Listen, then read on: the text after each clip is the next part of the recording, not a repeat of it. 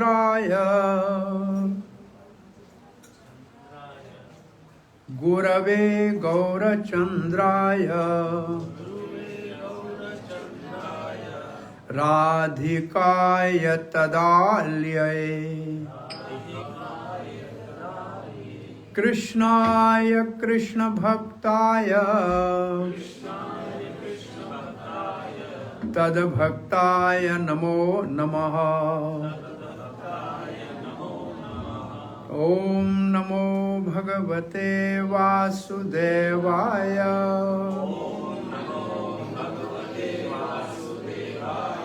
ओम नमो भगवते वासुदेवाय।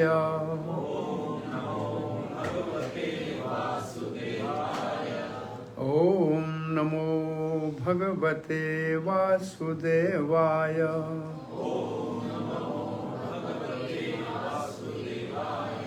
नारायणं नमस्कृत्यं नरं चैव नरोत्तमं देवीं सरस्वतीं व्यासं ततो जयमुदीरयेत्। नष्टप्रायेषु भद्रेषु नित्यं भागवत सेवया भगवती उत्तमश्लोकिर्भक्तिर्भवती नैष्टिकी। कृष्णाय वासुदेवाय देवकी नंदनाय च नंदगोपकुमाराय गोविंदाय नमो नमः। जय श्री कृष्ण चैतन्य प्रभु नित्यानंद श्री अद्वैत गदाधर श्रीवास आदि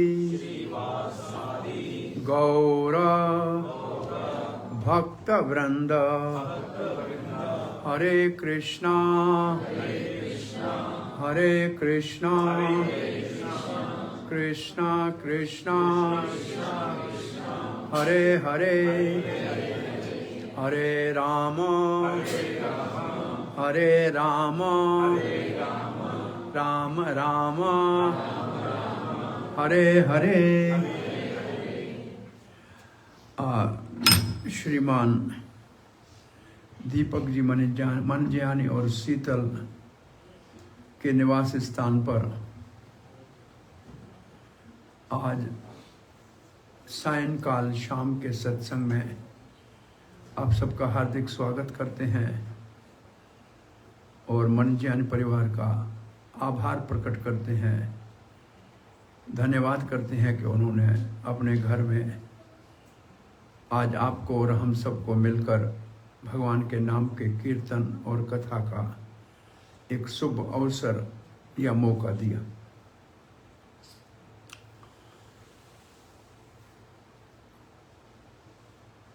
हमारे वैदिक सिस्टम में, अपने पास वैदिक सिस्टम में टाइम जो है उसको युगों में बांटा हुआ है। 4 युग होते हैं, सत्य युग, त्रेता युग, द्वापर युग, कल युग। आपने सुना है इसको कहते हैं 4 युग।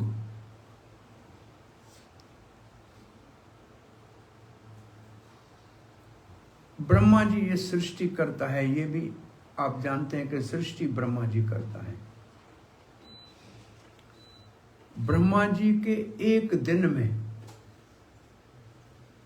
ब्रह्मा जी के एक दिन में 14 मनुओं का शासन या गवर्नमेंट होती है। दिन एक ब्रह्मा का, और रूल करते हैं 14 मनु। जैसे आपने मनुष्य, ये मनु शब्द आपने सुना होगा, जिससे हमारा नाम को मानव कहते हैं, मैन कहते हैं। अंग्रेजी मैन कहां से निकला? मनु से। ओरिजिनली जो मैन इंग्लिश में है वो मनु से निकला है। और पहला जो क्रिएटेड, ब्रह्मा ने जिस पहले व्यक्ति को, इंसान को क्रिएट किया वो मनु था, स्वयंभू मनु। उसका नाम था स्वयंभू मनु। ये ब्रह्मा जी ने अपने सीधे हाथ की तरफ से स्वयंभू मनु को प्रकट किया, उल्टे हाथ की तरफ से शतरूपा को। ये पहला स्त्री और पुरुष दुनिया में पैदा हुआ। और इनके 2 पुत्र और 3 पुत्रियां हुई। इसका मतलब पहली जनरेशन में भी लड़कियां ज्यादा थी, लड़के कम थे। ये पहली क्रिएशन, 2 लड़के 3 लड़कियां। और 3 में से एक लड़की का नाम है देवहूति। उसकी माना है जो भगवान को बुलाकर बेटा बनाने की ताकत रखती हो, उसको कहते हैं देव आवाहुति इति देवहूति। देव का आवाहन कर सके, उसको बुला सके। और उसका बेटा कपिल देव हुआ। लेकिन ये दूसरी जो जनरेशन है उसकी 9 कन्याएं थी, 1 पुत्र था। अब हिस्ट्री जो मैन काइंड की हिस्ट्री देखेंगे तो गर्ल्स ज्यादा हैं और मतलब फीमेल ज्यादा है और मेल कम है। अब पहले से देखेंगे तो हिस्ट्री ऐसी है। सो बात में ये कहने जा रहा था कि ब्रह्मा जी का एक दिन, जैसे मैं थोड़ा सा ये जानकारी देता हूं कि हमारे यहाँ के 6 महीने होते हैं ना, वो स्वर्ग लोक में देवताओं का एक दिन होता है। हमारे 6 महीने, उनका एक दिन। हमारा एक दिन और रात ना, उनका एक दिन और रात, हमारा एक साल। ये टाइम का डिफरेंस है, टाइम की डिफरेंस जोन जो है। तो उस स्वर्ग लोक से ऊपर ब्रह्मा जी का लोक है, वहां का टाइम कितना डिफरेंट है कि ब्रह्मा जी के एक दिन में 14 बार मनु की सरकार बदलती है। मनु हमारा प्रेसिडेंट होता है, किसी भी यूनिवर्स का प्रेसिडेंट मनु होता है। और जब एक मनु गवर्नमेंट उसकी चलती है ना, तो एक भगवान का अवतार होता है, उसको कहते हैं मनवंतर अवतार। और वो मनवंतर अवतार एक योग्य पुरुष को इंद्र चुनता है। इंद्र किसी आदमी का नाम नहीं है, इंद्र पोस्ट का नाम है, जैसे प्रेसिडेंट होता है। तो जो लायक होता है, जिसमें गुण होते हैं, जो योग्य होता है, उसको इंद्र करके एक चुना जाता है। तो हर मनु के समय इंद्र बदलता है। अब जो इंद्र था पुरंदर था, आगे वाला जो इंद्र आएगा बलि महाराज आएगा। तो ये भी लिखा है कि इसके बाद इंद्र कौन बनेगा। और एक इंद्र को चुनता है वो भगवान, 7 ऋषि चुनता है जो लोगों को धर्म का रास्ता बताते हैं। सप्त ऋषि कहते हैं उसको। ये हर मनवंतर में अलग होते हैं, वही नहीं रहते हैं। हर मनवंतर में, मतलब हर मनु के गवर्नमेंट में नया इंद्र होता है, नए 7 ऋषि चुने जाते हैं। ये सब ऋषि रहते हैं ऊपर के लोकों में, जब उनकी ड्यूटी लगती है तब उस मनु के समय में आते हैं। और एक मनु के टाइम में ये जो 4 युग हमने आपको बताया, ये 71 बार बदल जाते हैं। कितना बड़ा टाइम का डिफरेंस है। जो इस वक्त युग चल रहा है उसको कौन सा युग कहते हैं? कलयुग। इसको कलयुग कहते हैं। 4 युग,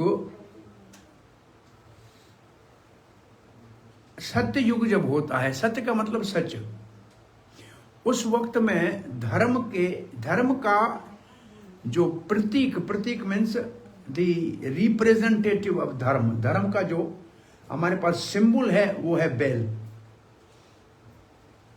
धर्म का जो सिंबल है हमारे पास वो है बुल। और पृथ्वी का सिंबल है गाय। ये इनका सिंबल है। सिंबल को भी अगर आप समझना चाहें तो एक धरती है जो हम देखते हैं, पत्थर है, पहाड़ है, नदियां हैं, इसको हम कहते हैं ये जमीन है, धरती है। ये इसका आदि भौतिक रूप है जो आंखों से देखा जा सकता है। ये जब आदि देविक रूप धरती धारण कर लेती है तो ये गाय का रूप धारण करती है। धरती का आदि देविक रूप है गाय, और आध्यात्मिक रूप में ये धरती विष्णु पत्नी है, भूदेवी एक ही है। हमारे लिए मां बनती है धरती, ये हमारी माँ है धरती, धरती हमारी माता है, जिसके ऊपर हम रहते हैं, खाते हैं, पीते हैं। ये धरती हमारे को धारण किया हुआ है। जो धारण करे उसको धरती कहते हैं। हमको किसने धारण किया हुआ है? हम किसके ऊपर रह रहे हैं? इस धरती के ऊपर पानी है कि नहीं? अंदर इसके पानी है कि नहीं? भाई ड्रिल करो, अंदर पानी निकलेगा कि तेल निकलेगा? कुछ तो निकलेगा। चारों ओर धरती के क्या है? पानी है कि नहीं? फिर भी न ये नीचे जाके डूबती है और न ही समुद्र का पानी इसको डुबा रहा है। क्यों? आखिर ये कैसे है? कोई पानी के ऊपर कोई चीज खड़ी हो सकती है क्या? कभी सोचो कि जिसके नीचे पानी है, चारों ओर पानी है, फिर भी आखिर ये बची हुई है कैसे है? तो कोई तो ताकत होगी तो इसको अपनी जगह पे रख के बैठा है। भाई समुद्र को सीमा में बांध के रखा है कि तो अपनी सीमा से बाहर नहीं आओ। एक दिन अचानक आ जाए सुनामी तो लोग सब हाय हाय करके मरते हैं। तो किसी ने तो इसको भी कंट्रोल किया हुआ है कि नहीं? भाई पानी के ऊपर कैसे इतना बड़ा एक प्लैनेट पानी के ऊपर खड़ा है? देखो क्या आश्चर्य नहीं है? सो धरती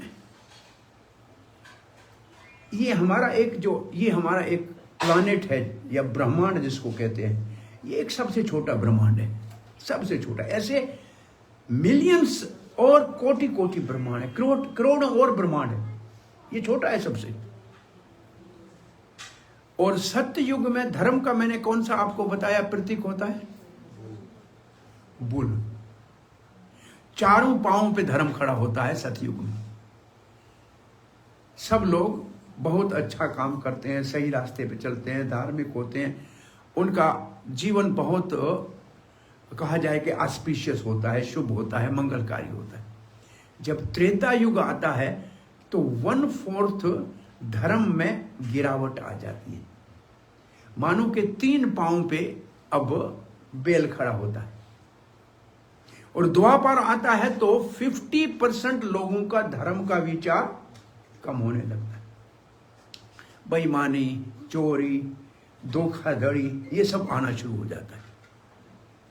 और जब कलियुग आता है तो 1/4 सिर्फ धर्म का बचता है, सिर्फ 1/4 बचता है, 3/4 नाश हो जाता है। और एक पूरा अध्याय है भागवत के 12वें स्कंद में जिसको कहते हैं भूमि गीत। पृथ्वी अपना दुख सुना रही है कि सत्य युग में कितनी मैं सुखी थी, लोग धर्मात्मा थे, लेकिन अब कलयुग में कितना मेरे ऊपर अत्याचार हो रहा है, जुल्म हो रहा है। और कलयुग के सारे लक्षण लिखे हुए हैं इस अध्याय में कि कलयुग में क्या क्या होगा। उसको बताने के मैं नहीं चाहता हूं, लेकिन मैं सिर्फ एक प्रैक्टिकल बात बताना चाह रहा हूं कि कलयुग जैसे बढ़ेगा ऐसे परेशानियां बढ़ेंगी दुनिया में। सिंपल एक शब्द में आप ऐसे समझ लें, जैसे कलयुग बढ़ेगा ऐसे परेशानियां बढ़ेंगी। तो मैं आपसे एक सवाल अगर पूछ लूं, ये प्रश्न कि जो यहाँ 20 साल से रह रहे हैं दुबई में, जब 20 साल पहले आप रहते थे तब परेशानी कम थी या अब परेशानी कम है, ज्यादा है या पहले ज्यादा? क्या फर्क लगता है कुछ? पहले कम थी, अभी ज्यादा है।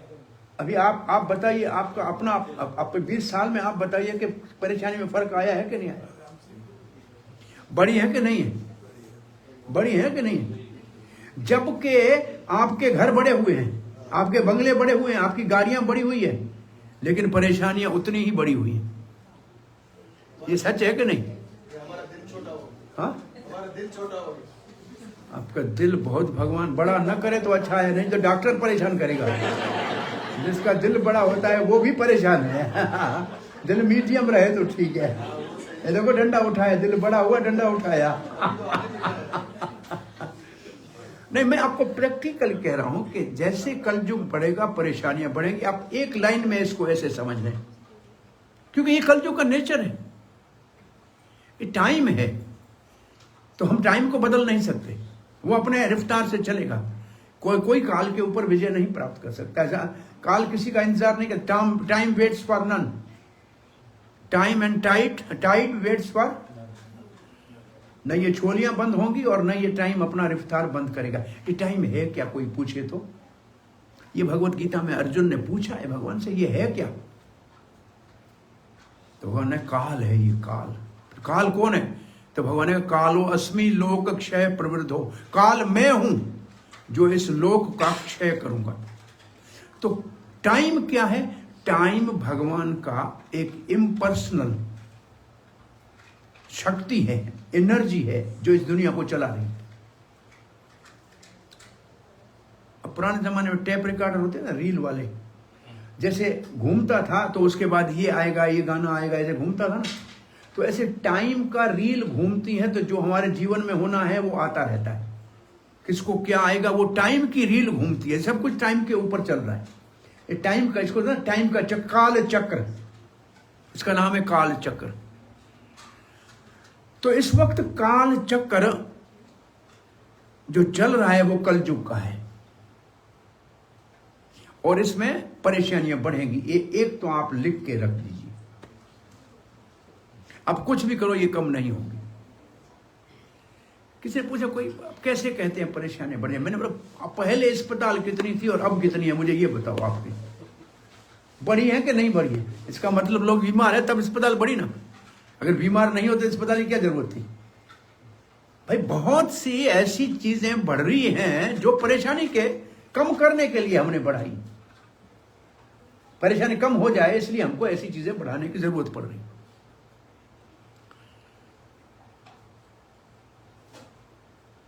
ये कलयुग, जो कलयुग का मतलब टाइम जो कलयुग का है, वो पर्सन, एज ए पर्सन, उससे यानी कलयुग का रिप्रेजेंटेटिव, वो आज से कोई 5,000 साल पहले परीक्षित महाराज को मिला था आमने सामने।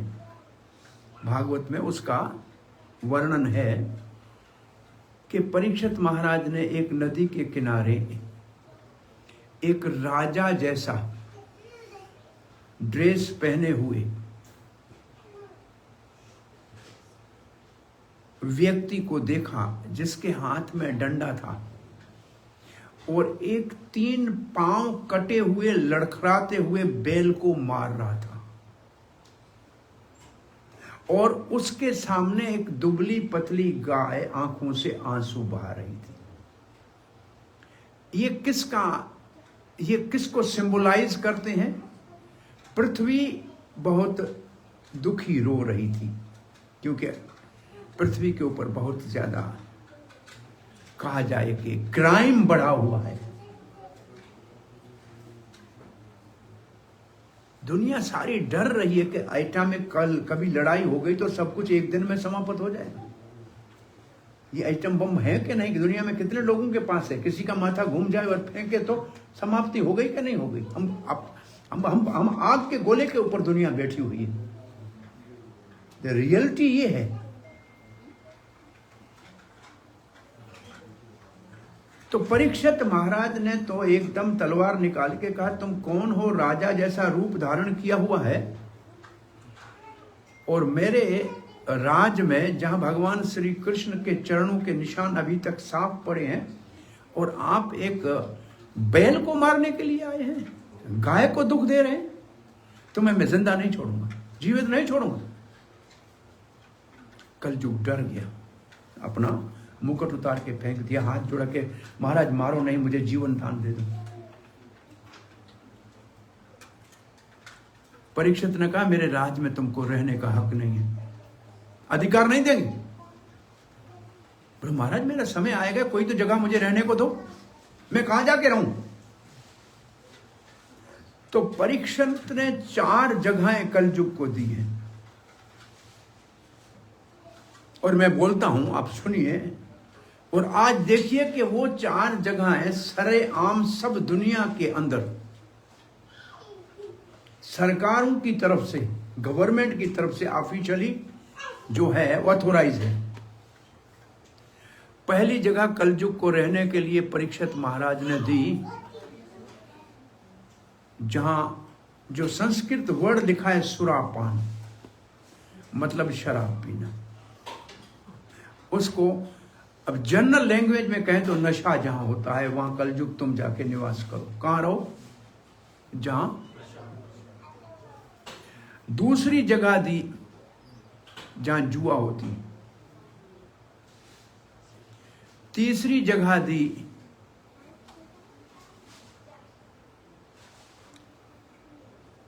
जहां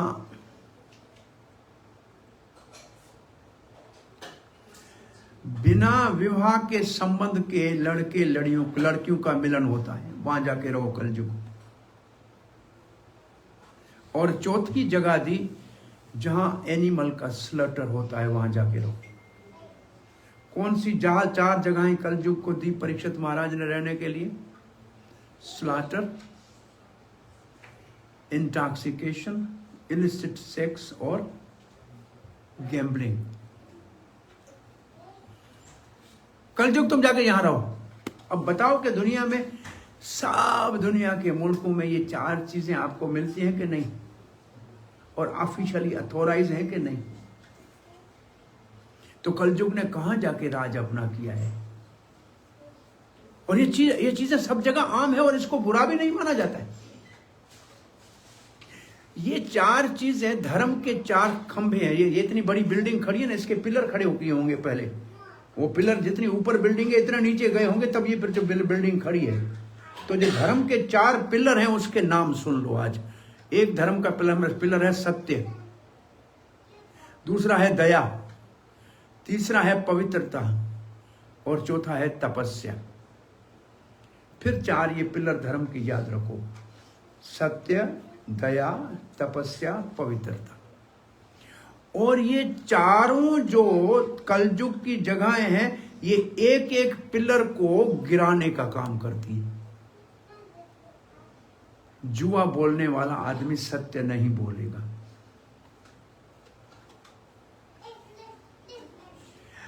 जो एनिमल किलिंग में बिलीव करता है वो कभी दया नहीं करेगा,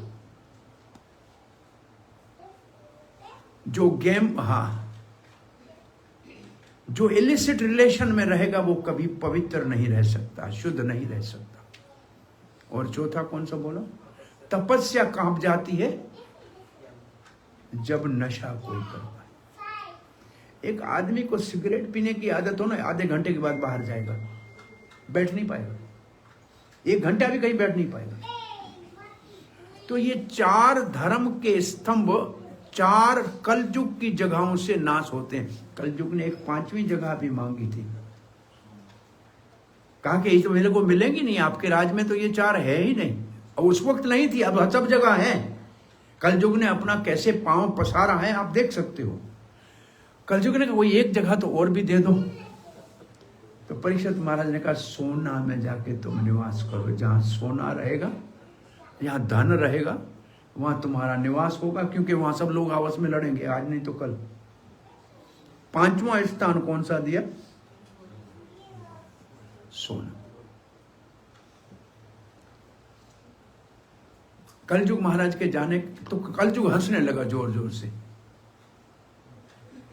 किसी ने एक ये प्रश्न पूछ लिया, सवाल पूछ लिया कि महाराज परीक्षित ने जब कलयुग को झुका ही दिया तो मार दिया होता तो हमारी जान छूट जाती। ये अच्छा प्रश्न था कि कलयुग को मार क्यों नहीं दिया। तो उसका जवाब ये दिया हुआ है, उसका आंसर ये है, उत्तर ये है कि अच्छे आदमी को सब में अच्छाई दिखती है। कलयुग में भी अच्छाई दिखी परीक्षित महाराज को। तो अच्छा आदमी हमेशा सब जगह अच्छाई को ढूंढता है, और बुरे आदमी को सिर्फ बुराई दिखाई देगी, अच्छाई दिखाई नहीं देगी।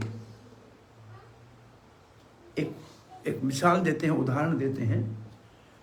द्रोणाचार्य जी ने कहा दुर्योधन को कि कोई अच्छा आदमी राज में ढूंढ के आओ। शाम तक वापस आया, बोला एक भी नहीं मिला। और उसी दूसरे दिन उसी राज में युधिष्ठिर महाराज को कहा कि कोई बुरा आदमी ढूंढ के आओ, उसको एक भी बुरा नहीं मिला। एक ही राज था। अब उसने चश्मा ही ऐसा पहना था कि उसमें सब में बुराई नजर आ रही थी, तो किसी को वो अच्छा मान ही नहीं रहा था। और महाराज युधिष्ठिर ने चश्मा ऐसा पहना था उसको सब में अच्छाई नजर आ रही थी। इसका मतलब दुनिया में सबके अंदर अच्छाइयां भी हैं और कुछ कमियां भी हैं। एक भी दुनिया में ऐसा नहीं है जिसमें कमी नहीं हो या कमजोरी न हो, और एकाएक भी ऐसा नहीं है जिसमें अच्छाई कोई ना हो। सब में कोई ना कोई अच्छाई होती है। अच्छाई को देखने वाला जो होता है वो समझदार माना जाता है। बुराई को देखने वाला, आप किसी और के अंदर बुराई देखोगे ना, वो बुराई आस्ते आस्ते आपके अंदर आएगी, क्योंकि उसका आप ध्यान करोगे तो आपके अंदर आएगी। इसलिए अच्छाई दूसरे की देखो तो आपके अंदर अच्छाई ही आए ना, बुराई क्यों दूसरे की देखनी चाहिए। ये कितना अच्छा एक लेसन है एक्चुअली, कि हम सब में अच्छाइयां ढूंढना शुरू करें तो सब में बहुत अच्छाइयां हैं। एक भी ऐसा नहीं है जिसमें अच्छाई ना हो। दुनिया में एक भी ऐसा इंसान नहीं बना है जिसमें अच्छाई ना हो, लेकिन ढूंढना आना चाहिए। ये कृष्ण भावना अमृत संघ, ये इस्कॉन जिसके भक्तों के द्वारा ये सत्संग हो रहा है यहाँ, ये महाराज जब अमेरिका में गए थे न्यूयॉर्क में, तो वहाँ तो नौजवान सब 18-20 साल के हिप्पी थे, और सभी कहते हैं उस वक्त में हशीश और मारजूना और ये नशा और पढ़ाई छोड़ दी थी, स्कूल छोड़ दिए थे। लड़के लड़कियां साथ ऐसे ही पड़े रहते थे रोडों के ऊपर नशे में। उनके अंदर अच्छाई उनको दिखाई देती। दुनिया ने कहा कि ये सबसे बुरे हैं, सरकार उनसे तंग थी कि ये हिप्पी है। महाराज ने कहा नहीं, मैं इनको हैप्पी बना के दिखा देता हूँ, ये इन हिप्पीज को मैं हैप्पी बना दूंगा, क्योंकि मैं इसमें अच्छाई मुझे दिख रही है। तुमने इसको दुनिया समाज से निकाल दिया है और मैं इसके अंदर अच्छाई देख रहा हूं, क्योंकि ये सच को ढूंढ रहे। बड़े सेठ धनी के, अमेरिका के बहुत बड़े धनी का बेटा है, उसके घर में किसी चीज की कमी नहीं है, फिर वो हिप्पी क्यों बना। अगर कोई तो चीज होगी ना तो उसके पास कोई कमी तो नहीं थी किसी चीज की। और ऐसे बहुत से हम जानते हैं, वो कहते हैं हमारे पिता के घर में कितना दौलत था, धन था, उसकी हम गिनती नहीं कर सकते, फिर भी हमारे घर के अंदर झगड़ा देखा हमने, बोला तो आखिर शांति है कहां। तो हम शांति को ढूंढने के लिए निकले थे। हमने समझा नशे में शायद शांति मिल जाए या फ्री घूमने में शांति मिल जाए, लेकिन शांति मिली तो वहां भी नहीं। तो वो उनका जो उनकी जो इन्क्वेस्टिवनेस थी, जो उनकी जिज्ञासा थी, वो कुछ हायर पर्पस के लिए थी। और ये बात महाराज को दिखाई दी थी कि ये ढूंढ शांति रहे हैं, इनको मिल नहीं रही है, तो मैं आपको शांति का साधन बताता हूं।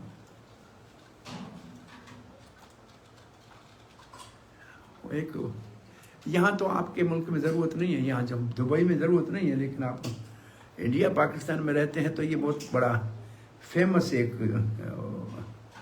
कहा जाए विनोद है, जोक है। किसी के बच्चे ने सिक्का निगल लिया, क्वाइन। बाप बड़ा परेशान हुआ, रोड के ऊपर खड़ा हुआ, सब गाड़ियों को हाथ दे रहा है। तो एक गाड़ी बड़ी रुकी आकर, बोला क्या बात है, बोला अस्पताल ले चलो। क्या हो गया, बच्चे ने क्वाइन निगल लिया है, स्वालो कर लिया है, अस्पताल में इसको तत्काल ऑपरेशन की जरूरत पड़ेगी। उसने कहा बच्चा इधर लाओ। उसने बच्चे को लिया और बच्चे को ऐसे उल्टा पकड़ा, पांव किए बच्चे के ऊपर, सर किया नीचे और गर्दन के पीछे एक मुट्ठी मारी, सिक्का बाहर निकला। उसका बाप खुश हो गया, वाह कौन से डॉक्टर हो, बिना ऑपरेशन किए, बिना अस्पताल जाए आपने इतना जल्दी ऐसा काम करके दिखा दिया। बोला मैं डॉक्टर नहीं हूं, मैं इनकम टैक्स ऑफिसर हूं, पैसा कहीं भी छुपा हो निकालना आता है, तुम कहीं भी छुपा के रखो, मुझे पता है कि कहाँ है। तो उसने कहा पैसा मुझे पता है कहाँ है। तो ये महात्मा जो महाराज थे प्रभुपाद जी, उन्होंने देखा कि इनके अंदर जो सुख पड़ा है वो मुझे निकालने आता है, इनको नहीं आता है, तो कोई बात नहीं, ये गलत रास्ते पे गए, लेकिन मुझे ये सुख इसमें अंदर निकालना आता है। ये जो शांति ये ढूंढ रहे हैं, मुझे मालूम है इसको कहां से मिलेगी। ये जो बोतल है हनी की, उसको बाहर से चाट रहे हैं तो मीठा नहीं लग रहा है, इसलिए परेशान है, लेकिन ढकना खोलना मैं सिखा दूंगा तो इनको मीठा लगेगा, तो ये खुश हो जाएंगे अंदर से। तो एक दूसरी बहुत बड़ी प्रसिद्ध बात है कि सुख कहीं बाहर नहीं है, आपके अंदर में है, आपको ढूंढना आना चाहिए। बाहर कहीं सुख नहीं है। आपको एक बच्चे को लेके उनका पिता किसी बड़े मॉल में घुमाने गया, बच्चा बहुत खुश था, ये टॉय चाहिए, ये मिठाई चाहिए, ये कपड़ा चाहिए, ये चाहिए, वो चाहिए, बहुत खुश था। अचानक अनाउंसमेंट है कोई कहीं कोई बम है, किसी ने रख दिया है, कोई टेररिज्म है, सब इधर उधर बिखर गए। वो बच्चा उस माल में अकेला रह गया और रो रहा है। अब रो रहा है बच्चा, तो चुप करो बच्चा, तो नहीं रो रहा है तो क्या वो जो उसको खुशी थी वो क्या उन खिलौनों में थी, उस टॉयज में, या मिठाई में थी, या कपड़े में थी, या बाप के हाथ में थी? बाप के हाथ में खुशी थी, बाहर की चीजों में खुशी नहीं थी। बाहर की चीजों में खुशी नहीं थी, खुशी बाप का हाथ से अलग हो गया तो उसी बाजार में रो रहा था। ऐसे असल में हम बाहर खुशी ढूंढते हैं, खुशी बाहर नहीं है, ये सुख बाहर नहीं है, ये आपके अंदर है। इसको बाहर निकालने का साधन आना चाहिए। हमने बहुत बार एक्सपेरिमेंट करके देखा है, जाके बाहर के मुल्कों में जहां लोग मंत्र नहीं जानते हैं, धर्म नहीं जानते, हम उनको बोलते हैं 1 मिनट हमारे साथ हाथ जोड़ के हमारे पीछे उच्चारण करो, और हमको उनको कुछ नहीं, ये 2 शब्द बोलते हैं, ओम नमो भगवते वासुदेवाय, और वो 3 बार करते हैं। वो चाहे रशिया के हो या चाहे कभी अफ्रीका के हो। फिर हम उनसे एक ही प्रश्न पूछते हैं कि आपको क्या महसूस हुआ, आपने क्या फील किया, और 99% हमको यही जवाब मिलता है, हमेशा यही आंसर मिलता है, लाइटनेस फील हुई, हल्कापन फील हुआ, कोई कहेगा हैप्पीनेस फील हुई, कोई कहेगा पीस फील हुआ, कोई कहेगा रिलैक्सेशन फील हुई। 99% का एक ही आंसर है, चाहे वो हमारे कल्चर को या इन मंत्र के अक्षरों शब्दों को जानते ही नहीं हो, अक्षरों को ही नहीं जानते हो। तो हम फिर उनसे दूसरा सवाल पूछते हैं कि आप सुबह से शाम तक क्या करते हो? बोला धंधा नौकरी करते। काय के लिए करते हो? कमाने के लिए। कमा के क्या करोगे? सुखी हो जाएंगे, शांत हो जाएंगे। मिल गई? बोला नहीं मिली। और अभी 1-2 मिनट में आपको मिल गई थी, वो आपके अंदर थी ना, बाहर होती तो पहले आपको मिलती ना।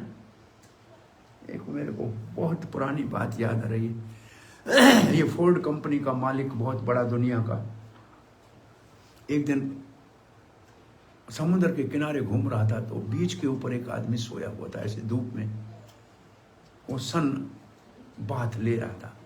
तो उसने कहा बेकार है तुम, का कोई काम नहीं, धंधा नहीं है, इधर ही पड़ा हुआ है, बिल्कुल आलसी जैसा है। जानते नहीं हो मैं कौन हूं? कौन हो? मैं तो यहां बहुत सा बड़ा इंडस्ट्रियलिस्ट हूं, ये हूं, मेरा नाम है। बोला अच्छा फिर क्या किया? बोला हमारे जो नाम है दुनिया सारी में चलता है, सब जगह हमारी गाड़ी चलती है, अब हमारी ऑफिस है, चलो बन गई आपकी ऑफिस दुनिया में, अब क्या करोगे? बोला फिर हमारा जब सब जगह बहुत अच्छी तरह से काम स्टेब्लिश हो जाएगा, फिर समुद्र के किनारे एक बहुत बड़ा विला बनाऊंगा। अच्छा बोला बन गया, फिर क्या करोगे? बोल फिर जब अच्छी धूप निकले थी, समुद्र के किनारे ऐसे सो के आनंद लूंगा। बोला तुम इतने बाद में लेंगे, मैं मुफ्त में अभी ले रहा हूँ। तू घूम फिर के यही करेगा ना, फिर भाई तू करेगा क्या फिर बाद में? बोला यही तो करेगा, जो ये सब करने के बाद तुम्हारे को मिलेगा क्या? बोला यही समुद्र के किनारे आके बैठूंगा, थोड़ा आराम लूंगा। बोला मैं तो वही पहले से ही कर रहा हूं। तो असल में देखा जाए कि सुख आपके अंदर है, बाहर नहीं।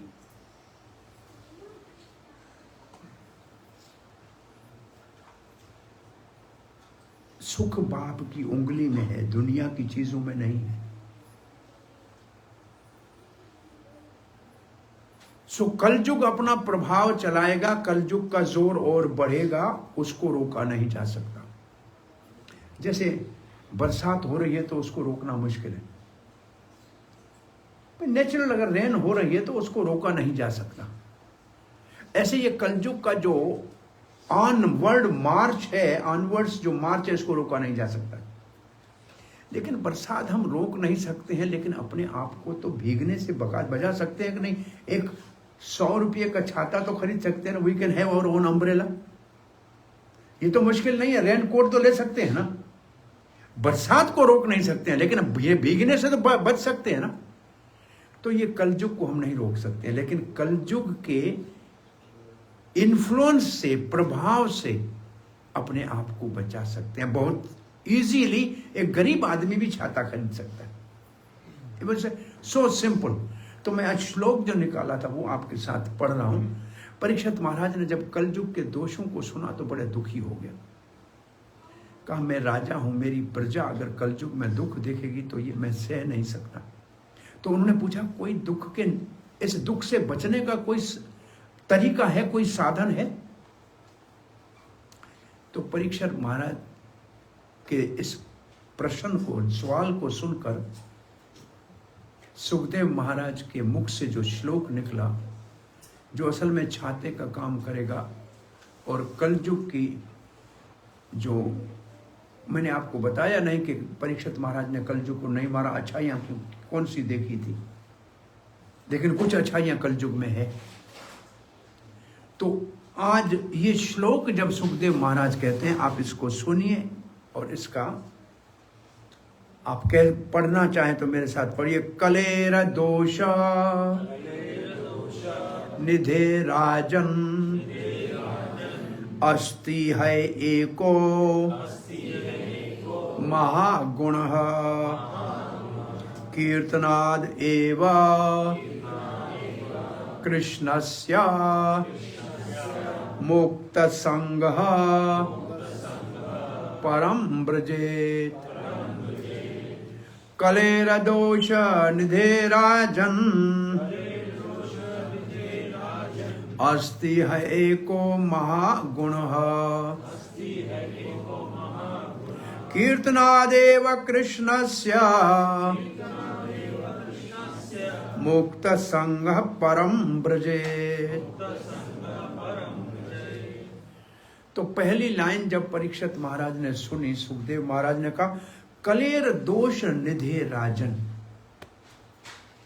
ये महाराज परीक्षित कलयुग दोषों का सागर है। निधि कहते हैं ट्रेजरी को या ओशन को, कलयुग दोषों का सागर है। महाराज तो और चिंतित हो गए, इतने सारे दोष हैं भाई, ओशन को कोई स्विम करके पार कर सकता है क्या? कितना अच्छा स्विमर है तो ओशन में तो स्विम करके पार नहीं कर सकता। तो ये कैसे इस कलयुग के सागर से लोग बच सकेंगे? परीक्षित महाराज और जब थोड़ा सा चिंतित हो गया, बहुत एंक्शियस हो गया, सारोफुल हो गया, तो सुखदेव महाराज के मुख से ये शब्द निकले, अस्ति है एको महागुण। अरे कलयुग में एक बड़ा गुण है, सब अवगुण एक तरफ, तब बुराइयां एक तरफ, एक अच्छाई कलयुग, ये वो सबके ऊपर भारी है। परीक्षित महाराज ने कहा जल्दी बताओ, मेरी उम्र के 7 दिन थे, वो भी आखिरी दिन है आज, और अब मैं रहने वाला नहीं हूं दुनिया में। वो आप जो मुझे बताएंगे वो मैं अभी उसको कबूल कर लूंगा, स्वीकार कर लूंगा, और उसको मैंने अगर एक एग्जाम्पलरी मैंने कर लिया तो जो राजा करेगा प्रजा करेगी, मैं प्रजा के लिए अच्छा रास्ता बना के जाऊंगा। क्योंकि गीता का ये बहुत प्रसिद्ध श्लोक है, यद्यदाचरति श्रेष्ठ तत्तदेव अत्रो जनः सयत प्रमाणम कुरुते लोकस्तद अनुवर्तते। जो बड़े आदमी दुनिया में एक स्टैंडर्ड इस्टेब्लिश करते हैं, आम आदमी उसको फॉलो करते हैं, ये दुनिया का नियम है। सो परीक्षित महाराज को अस्ति एको महागुण, एक बहुत बड़ा कलयुग में महागुण है। ये मैं भागवत का श्लोक पढ़ रहा हूं, सुखदेव महाराज के मुख से निकला हुआ, और सरस्वती साक्षात सुखदेव महाराज की जीभा के ऊपर आके बैठी, और जो शब्द निकला है उसको आप सुनिए। कौन सा गुण है? कीर्तनद एव, कीर्तनद एव, कीर्तनाद एव। एव जो शब्द है संस्कृत में बहुत छोटा है, लेकिन वो बहुत भारी है, हेवी वेट शब्द है संस्कृत का एव। एव मीन्स एक्सक्लूसिवली ओनली। जैसे एक ये मंत्र मेरे ख्याल में जो भी थोड़े से कभी मंदिरों में गए होंगे या धर्म के जुड़े होंगे तो ये एक मंत्र आपने सुना होगा, तुम्हेव माता च पिता तुम्हेव बंधु च सखा तुम्हेव। ये सब में एव लगा हुआ है। ये जो एव है ये सबसे मुख्य शब्द, महत्वपूर्ण शब्द ये है, तुम ही हो और कोई नहीं, ओनली एक्सक्लूसिव। सो कीर्तन एव मतलब ओनली कीर्तन, ध्यान नहीं, योग नहीं, एव का मतलब और नहीं। कलयुग में और सब संभव नहीं है, मुमकिन नहीं है, पॉसिबल नहीं है। अब करने का प्रयास कर सकते हो लेकिन नहीं हो सकता। ये कलयुग में ये और सब साधन काम नहीं करेंगे। ऐसे आपको कहा जाए कि आज से 5 साल पहले भारत में जो रुपया 1000 चलता था, 500 चलता था, आज किसी काम का है क्या? आज जो करेंसी करंट है वो चलेगी ना। तो वो चाहे अच्छे थे, अच्छा था, ध्यान बहुत अच्छा था, लेकिन सत्युग के लिए था। पूजा पाठ यज्ञ आदि ये जो थे ये बहुत अच्छे हैं, लेकिन ये द्वापर और त्रेता युग के लिए थे। अब कहां से करोगे, कैसे करोगे? जो कलयुग की करंट करेंसी है जिससे आप कुछ खरीद सकते हो, अपना पेट भर सकते हो कहा जाए, या छाता खरीद करके अपने आप को बरसाते बचा सकते हो, तो एक ही रास्ता है, कीर्तन देवा। और फिर सुखदेव महाराज को भगवान ने कैसी प्रेरणा दी, साफ शब्द लिखा है, कीर्तन एव कृष्णस्य, कृष्ण का,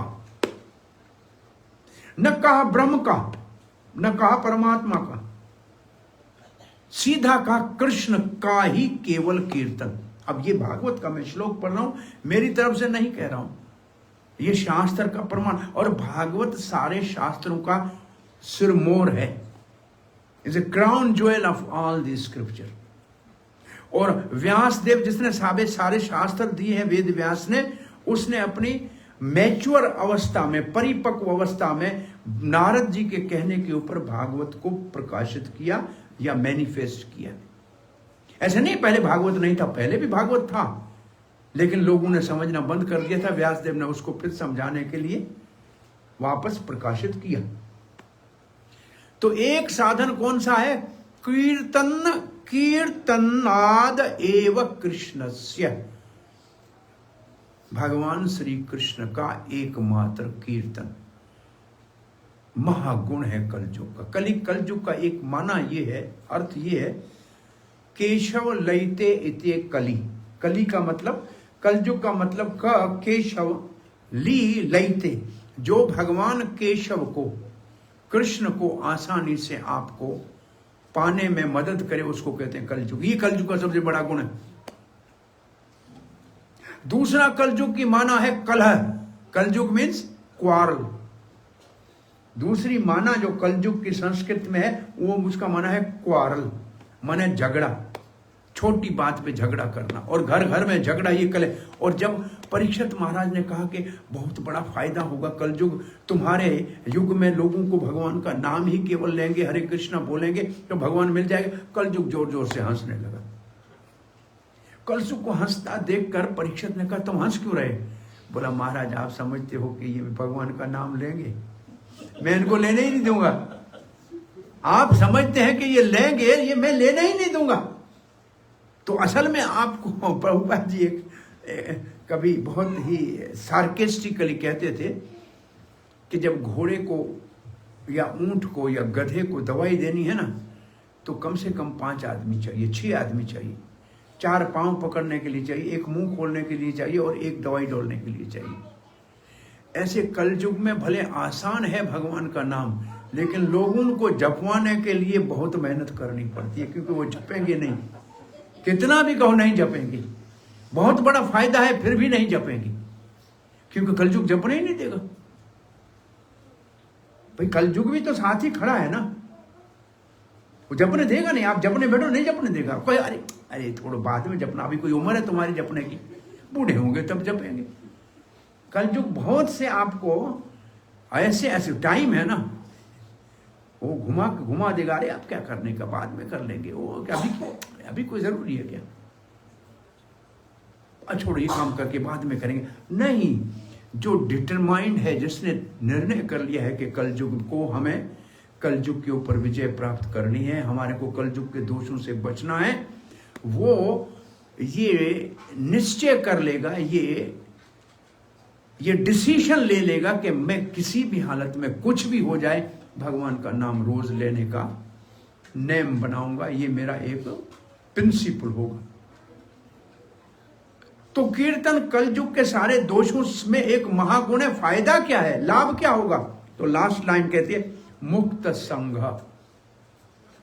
मुक्त संघ का मतलब जो दुनिया के अंदर दुख हैं, तकलीफें हैं, जिनके साथ हम बंधे हुए हैं। संघ का एक माना है बंधा होना, अटैचमेंट।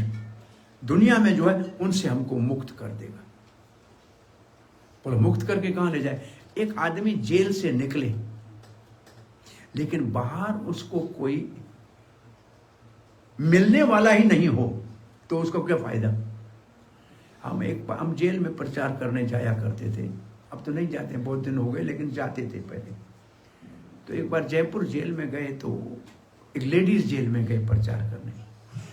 तो एक लेडी मिली जो कह रही थी कि मैं रोज 40 किलो आटा का चपाती बनाती हूँ, सारे बंदी मेरी बहनें हैं इनके लिए।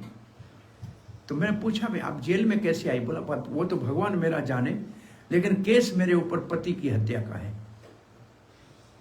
अब मैंने किया नहीं किया मैं आपको क्या बताऊं, तो भगवान जाने मैं जानूं, लेकिन मैं इसमें 14 साल मेरे पूरे हो गए। अब सरकार कहती है घर जाओ। मैं जाऊं तो ससुराल वाले तो आने नहीं देंगे, कह रहे आपने पति को मारा है, और घर वाले कहेंगे कि भाई ये तो जेल से आई है, इसको कौन रखा? मैं बाहर ना जाना नहीं चाह रही हूं। मैंने कहा पुलिस को मेरे को यही नौकरी दे दो, मैं इनकी रोटी पकाती रहूं, बाहर जाके करूं क्या? तो ऐसा है कि अगर हम दुख से मुक्त भी हो जाए लेकिन बाहर कोई बात करने वाला, खुश हो के हमको रिसीव करने वाला ना हो तो बाहर निकलने का फायदा क्या? तो सिर्फ मुक्त संग नहीं है, परम व्रजेत। परम का मतलब सुपीरियर डेस्टिनेशन, बहुत ऊपर, और व्रजेत का मतलब वहां तक भी ले जाया जाएगा जहां जिसका कीर्तन करेगा वो आपका इंतजार करता हुआ मिलेगा और आप पहुंचोगे तो आपको गले लगा लेगा। इसका मतलब ये है, व्रजेत का मतलब ये है, जिसका कीर्तन करोगे वो आपकी प्रतीक्षा करेगा, आपके लिए वेट करता रहेगा और पहुंचते ही आपको गले लगा लेगा। एक आपने फोटो देखा है, वो जो गोप कुमार जाता है भगवान उसको गले लगाते हैं। वो गया वैकुंठ में भी गया, लेकिन वैकुंठ में भगवान के सामने हाथ जोड़ के खड़े होना, वैकुंठ में कोई भगवान के गले नहीं लग सकता है, वहां तो लक्ष्मी जी नजदीक भी नहीं आने देती है किसी को। तो ये जो श्लोक है ये भागवत का कलयुग का एक ही इलाज है। अगर आप करना चाहो, आने वाली जो परेशानी है उससे बचना चाहो और इस छाते को अगर आप अपने जीवन में अपनाना चाहो तो भगवान कीर्तनाद एव कृष्णस्य मुक्त संग परम व्रजेत, वो भगवान श्री कृष्ण का नाम लो। ये ऐसे नहीं कि हम कह रहे हैं, ये भगवान के व्यासदेव का लिखा हुआ। महाराज परीक्षित ने इसको स्वीकार किया जो इस धरती का एम्परर था। तो ये कोई ऑर्डिनरी आदमी ने सुना नहीं है, कुछ एरे गिरे की बात नहीं है, न तो खेरे की बात नहीं है। ये तो एक एम्परर ने इसको एक्सेप्ट किया है। और एक कहा जाए कि वृक्त चूड़ामणि, the top most among the saintly people, Sukhdev Goswami, जिसके आने के ऊपर बड़े बड़े ऋषि उठ के खड़े हो गए थे, महाराज परीक्षित उठ के खड़ा हो गया था, उसके मुख से ये शब्द निकले हैं।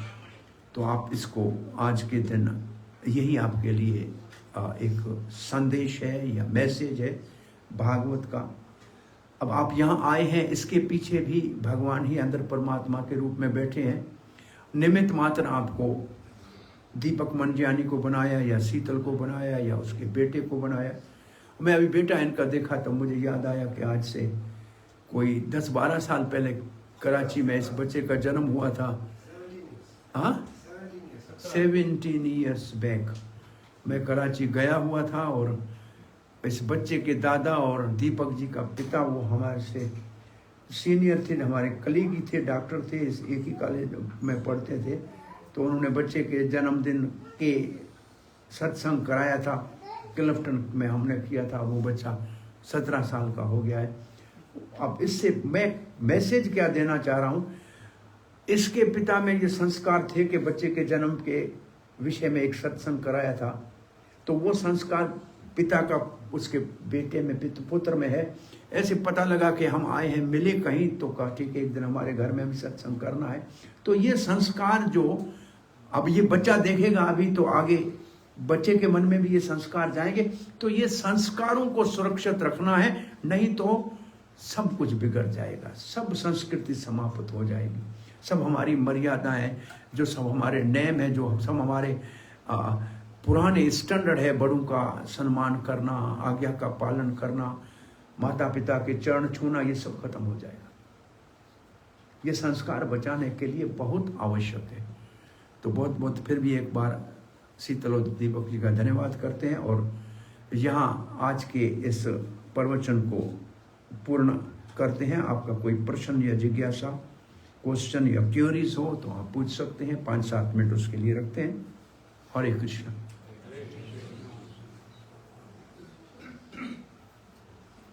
किसी का कोई महाराज स्वामी, आओ। हम लोग जब नाम लेते हैं तो बहुत सारे शब्द आते हैं दिमाग में। Every night when we are sitting in the meditation, ठीक है। तो कभी बहुत सारी घबराहट होती है, तो वो किस लिए है? आपका प्रश्न बहुत अच्छा है कि वैसे अभी आप बैठे हैं ना, यहाँ आपके अंदर कुछ भी नहीं, आप शांत बैठे हैं। लेकिन मैं आपको कहूं कि आप आंखें बंद करके या माला लेके एक बार हरे कृष्णा मंत्र की माला जपो, उसमें 7 मिनट लगेंगे, तो आपके अंदर में नहीं तो भी 100 से ज्यादा डिफरेंट विचार आ जाएंगे। अरे कितनी देर लगेगी, पता नहीं कब जाना है, प्रसाद कब शुरू होगा, आज वो काम करना है, कितने सब उस वक्त दिमाग में आएंगे जब ये काम करना शुरू करोगे। अच्छा, ये कहां से आए? कहीं बाहर से आए क्या? आपने देखा बरसात का पानी जब होता है ना तो मिट्टी वाला होता है, उसको 24 घंटे छोड़ दो तो नीचे मिट्टी बैठ जाती है, फिर ऊपर साफ हो जाता है, और उसको थोड़ा हिलाओगे तो वो मिट्टी ऊपर आ जाएगी। कहां से आई? पहले से अंदर पड़ी थी। तो ये सब जो बातें हैं ये पहले से हमारे अंदर पड़ी है। जब ये हम भगवान का नाम या ध्यान करते हैं ना तो हम उसको हिलाते हैं तो वो अंदर से बाहर निकल के ऊपर आ जाती है। ये कहीं बाहर से नहीं आई है, ये अंदर पड़ी थी पहले। अब इसको एक एक करके निकालना पड़े। एक महात्मा ने इसका बड़ा अच्छा एक उत्तर दिया। उसने कहा मुझे गुस्सा आता है, तो उसने कहा देखो, अगर आम को आप ऐसे निचोड़ोगे तो उसमें से लेमन का जूस निकलेगा। नहीं, आम से आम का निकलेगा, तो ऑरेंज से किसका निकलेगा? ऑरेंज का निकलेगा। उसके अंदर से जो है वो चीकू का नहीं निकलेगा। तो बोला इसका मतलब ये है कि तुम्हें जब कोई दबाता है या कोई थोड़ा सा सख्त बोलता है, जो तुम्हारे अंदर से गुस्सा निकलता है वो भी तुम्हारे अंदर था, कहीं बाहर से नहीं आया। ये तुम्हारे अंदर था, तुम्हारे को किसी ने निचोड़ा तो बाहर निकल आया। जैसे नारंगी को निचोड़ते हैं तो जूस निकलती है, ऐसे कोई हमारे को चाहे बेईमानी करे या बदमाशी करे या गाली दे तो हम उसको जो बोलते हैं वो हमारे अंदर होता है, वही निकलता है, बाहर से तो नहीं आता है। तो ये सब कुछ हमारे अंदर पड़ा है। असल में जब भगवान का नाम लेते हैं, इसका जो मेन बेनिफिट है वो है चेतो दर्पण मार्जनम। ये चित्त रूपी दर्पण जो है, दर्पण का मतलब मिरर जो है ना, इसको साफ करने का काम करेगा। ये जो कचरा जमा हुआ है ना, ये जो ऊपर उठ के आ रहा है ना, आस्ते आस्ते ये बाहर निकल जाएगा। ये मार्जन, इसको कहते हैं क्लीनिंग प्रोसेस है, क्लींसिंग प्रोसेस है। तो कहते हैं मन पवित्र न हरि नाम लिए। तो माइंड के ये कहां है, आप जो पूछ रहे हैं सवाल, आपका प्रश्न है, ये सब जितना भी कचरा है ये माइंड के अंदर। और ये हमारा माइंड इस एक जन्म का हमारा साथी नहीं है। ये शरीर हमारा एक जन्म का है, लेकिन माइंड हमारा पहले दिन से हमारे साथ है, उसको कई करोड़ जन्म हो गए, और उस माइंड में ये सारे इंप्रेशन पहले से भरे हुए, और वो माइंड हमारे साथ ही आ रहा है। इसलिए कभी कभी इस दुनिया में आपने चीज नहीं देखी है, आप कभी कभी माइंड के अंदर ऐसा कोई सोने का पहाड़ आ जाता है, तो आप सोने का पहाड़ देख रहे हो, अभी होता नहीं है। आपने सोना देखा है, पहाड़ देखा है, दिमाग उन दोनों को मिला लेता है, कभी होगा, कहीं देखा होगा। तो बहुत कुछ माइंड में है जो कई जन्मों के संस्कार है। ये माइंड हमारा वही है। इस माइंड को हम जनरली बोलते हैं, जब प्लेन का क्रैश होता है ना, तो एक्सपर्ट उसमें क्या ढूंढते हैं? Black box. उसमें इंफॉर्मेशन होती है क्या हुआ था। ऐसे ही हमारा जब शरीर छूटता है ना, तो जो यमराज के या जो देवता होते हैं वो हमारे ब्रेन में हमारा ये माइंड ढूंढते हैं, क्योंकि उसके अंदर क्या प्रिंट है उस वक्त, वो उस प्रिंट के अकॉर्डिंगली जो हमारे को रिजल्ट देंगे। तो ये माइंड हमारा कई जन्मों से हमारे साथ आ रहा है, और इस माइंड के ऊपर, इस माइंड से हमारा स्वभाव बनता है। हमारा जो नेचर है ना, हर एक का नेचर अलग है। हम जितने यहाँ बैठे हैं ना, हर एक का नेचर अलग है।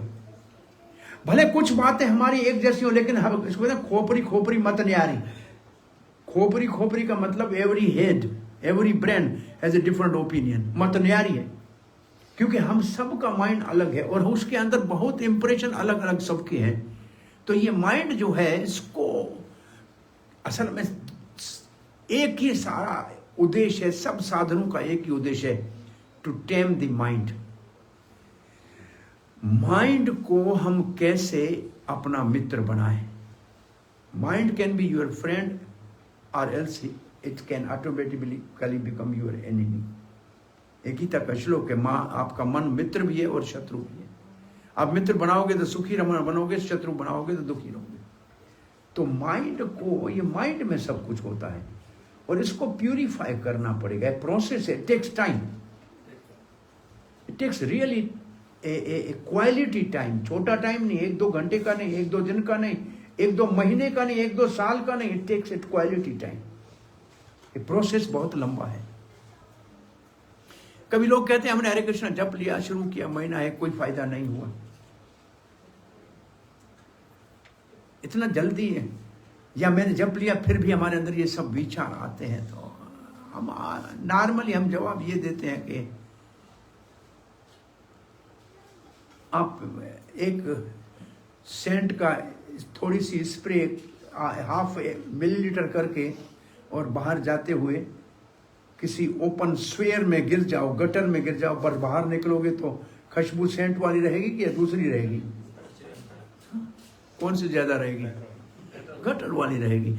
अब हम कभी कभार महीने में मंदिर जाते हैं या एक दफा राम राम करते हैं और बाकी सारा दिन कचरे में पड़े हैं, तो किसका प्रभाव ज्यादा रहेगा? तो नेचुरली उसका रहेगा जिसमें ज्यादा टाइम रहते हैं। जस्ट, लेकिन फिर भी नुकसान नहीं है। आपके सवाल के जवाब को मैं आगे अगर लंबा करूं तो एक महात्मा से किसी ने पूछा कि महाराज, जब कथा सुनते हैं तब मन करता है बहुत अच्छा है, करना चाहिए, लेकिन बाहर जाते हैं सब भूल जाते हैं। तो महाराज ने उसको कहा कि तुम एक बास्केट पड़ी है, ले जाओ इसको, नदी से भर के आओ, समुद्र से भर के आओ पानी। वो बास्केट को कैसे भरेगा? उसके अंदर तो 100 जो है होल्स हैं, तो सब गिर रहा है भाई। बास्केट किसकी थी? बांस की थी, जो आती है बांस की बास्केट, आपकी फ्रूट की टोकरी आती है। नहीं भरी, 1 घंटा पूरा मेहनत किया, वापस आया, बोला महाराज भरी नहीं। बोला क्यों नहीं भरी? बोला इसमें बड़े बड़े होल हैं। तो बोला तुम्हारे को भी जब हम सत्संग सुनाते हैं तो तुम भर जाते हो, लेकिन जैसे तुम उठते हो तुम्हारे अंदर इतने होल है, सर बह जाता है, मैं क्या करूं? तो बेचारा दुखी हो गया कि भाई मैं आता तो रोज सत्संग में हूं, लेकिन बह जाता है। बोला चिंता मत करो, डोंट वरी। देखो जब तुम टोकरी लग गए थे, तब ले गए थे, तब इसके ऊपर मिट्टी लगी हुई थी, ये बहुत कड़क थी। अब तुमने 100 बार पानी में डाला है, इसका सब मिट्टी उतर गया कि नहीं? ये कुछ सॉफ्ट हुई है कि नहीं? तो कोई बात नहीं, भरी नहीं तो सॉफ्ट तो हुई, धुली तो सही। तो अब एक दिन भी आप आए हैं तो कुछ तो कचरा उतरा होगा ना, कुछ तो सॉफ्टनेस आई होगी ना, तो इतना तो फायदा होगा ही ना। कि भरी नहीं तो कोई बात नहीं, साफ तो हुई, धुली तो सही, कुछ नरम तो हुई। चलो इसको डालते ही रहोगे तो एक दिन ये इतनी फूल जाएगी कि सोराख बंद हो जाएगी। लेकिन उससे भी अच्छा तरीका किसी ने पूछा कि 100 सोराख वाला बर्तन भरा हुआ रखना है तो क्या करना चाहिए? बोला उसको पानी के अंदर रखो, भरा पड़ा रहेगा। पानी के अंदर पड़ा रहे तो भरा रहे। तो आप सदा ही सत्संग में रहोगे, हरि कथा में रहोगे तो भरे रहोगे, उठोगे तो गिरेगा ना, उठो ही मत, बस मौज में रहो। हरे कृष्णा। मेरे ख्याल में 9:30 बज गए, प्रसाद खाना चाहिए सबको। 5 मिनट हमारे साथ, 5 मिनट भगवान का नाम कीर्तन, नहीं तो बोलो तो सही हमारे साथ। 11 बार इस परिवार के मंगल के लिए, और आप सब आए हैं, आप सबका भगवान आपका स्वास्थ्य भी अच्छा रखे। आपका यहाँ आने का जो उद्देश्य है प्रॉस्पेरिटी वो भी रहे, और उसके साथ आपके हृदय में भक्ति भी भरे भगवान। तो आइए 11 बार हमारे साथ भगवान का नाम कम से कम लीजिए। बोलो भाई, आपका भाई क्वेश्चन पूछे। दिमाग चलता रहता है 24 घंटे भैया। अच्छा है, चलना चाहिए, बंद नहीं होना चाहिए दिमाग। वो अलग चीज है, जैसे बैठा हूँ ना, सुन भी रहा हूँ फिर भी चल रहा है। चलेगा, मोटर तेज हो गई, अंदर कोई हाई पावर वाली मोटर हो। वो उससे भी तेज है। अपने को पानी के साथ रखो तो ये सब चला जाएगा। जैसा बास्केट को रखा है ना पानी के साथ। हाँ, बहुत है, लेकिन ज्यादा नहीं है। क्या क्वेश्चन है भैया? ये तो दिमाग चलता रहता है 24 घंटे, वो यही है, और तो कोई सवाल नहीं है। कोई बात नहीं, सुनता भी हूँ, ये सुनता भी हूँ। लिख लिया करो, लिख लिया करो कि ये मेरे को डाउट था। हो सकता है टाइम के बाद आपको उसका अंदर से ही जवाब मिल जाए। If you are serious then भगवान अंदर से बैठा हुआ सबको ही बताता है। ये देखो, ये किचन में जब नमक डालते हैं कौन बताता है कि इतना ही डालो पूरा होगा, ज्यादा मत डालो, कम मत लो? ये कोई तो है ना जो इनको बताता है आपको। आप समझते हैं, हमको पता है कौन बताता है कि इतना ही डालो पूरा होगा? ये आखिर किसने सिखाया? ये अंदर में बैठा हुआ परमात्मा आपको छोटी छोटी बात में गाइड करता है, लेकिन हम उसकी बात सुनते नहीं। हम सुने हैं तो अभी भी जो आपके सवाल है उसका जवाब आपके अंदर में भगवान दे सकता है। उसको कहते हैं चैत्य गुरु है, अंदर बैठा हुआ है। और दूसरा पूछना भी चाहिए। कोई बात नहीं, शीतल आपके ऊपर छोड़ के गई, आपका सवाल नहीं है तो कोई बात नहीं। 11 बार मेरे साथ भगवान का नाम ले लीजिए, फिर प्रसाद खाइए। हरे कृष्णा कृष्णा कृष्णा हरे हरे, हरे राम राम राम हरे हरे, हरे कृष्णा कृष्णा कृष्णा हरे हरे, हरे राम